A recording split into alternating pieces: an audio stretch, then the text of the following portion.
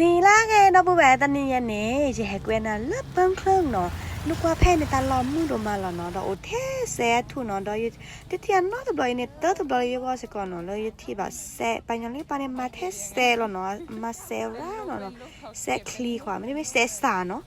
นี่เฮ็ดกว่าเปิดท่าอ๋อเอามาแซคลีเนาะไปให้เลิกแซหล่อลู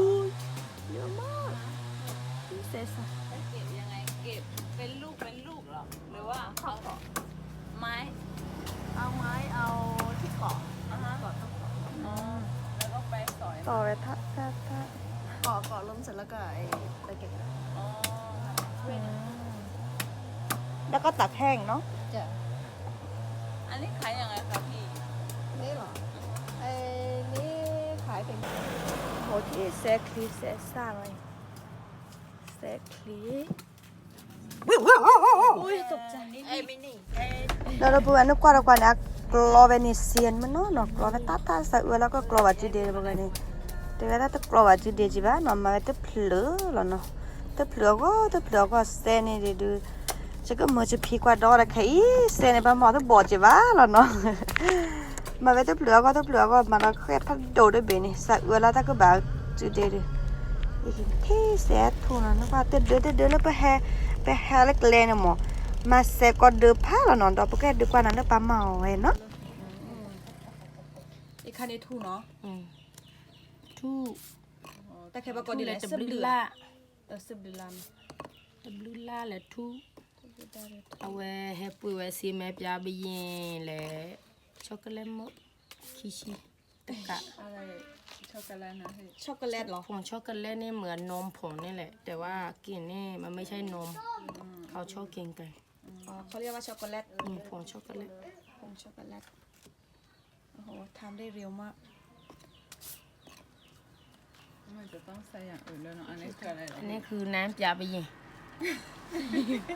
ทำไม่ทันนะ อันนี้ยาด ยาด ำยาดำนี่นี่ มันจะ กิน รสชา ใส่ ติ เยอะก็มันจะเมา อ๋อเหรอ ใส่นิดนึง ำไม่เตะหรออันนี้ นี่มัน เดือ คืออะไร ไม่ เหรอ คิดสูตรหรอเดือย าด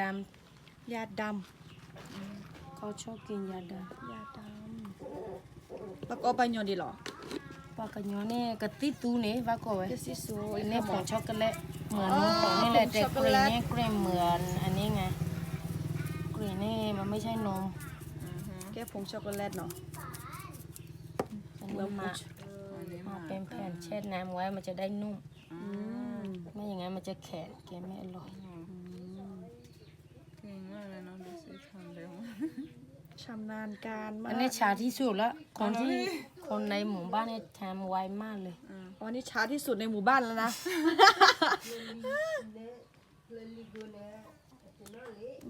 อันนี้จะพัดแล้ว อันนี้เสร็จละ เสร็จแล้ว โอ้โห แค่นี้เนาะ แค่นี้ค่ะ สุดยอดนะพี่ เคลียร์ จะอร่อยมากนะ 20 บาทได้20 บาท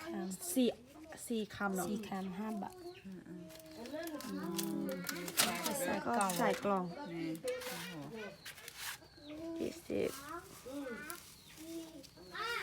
20โอ้โห เลิศอะ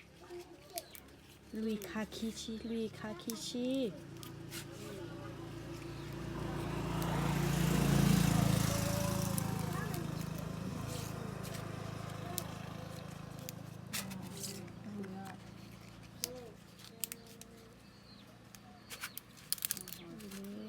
พอดีเป๊ะโอ้โหอันนี้คือเสิร์ฟไป เสิร์ฟ แถมโอ้โห เขาจะแต่งหน้า แต่งนะ ผงช็อกโกแลต ลูกค้าชอบกินสูตรแบบนี้ไง เวลาทำเสร็จปุ๊บมันต้องโรยหน้าหน่อยนึง อ๋อถ้าไม่รวยนี่ก็ไม่ เพราะว่าจะได้ หอม ข้างนอกก่อนกว่าจะเคี้ยวเข้าไปแล้วข้าง เรียบ น ร้ อ อก ย แล้ว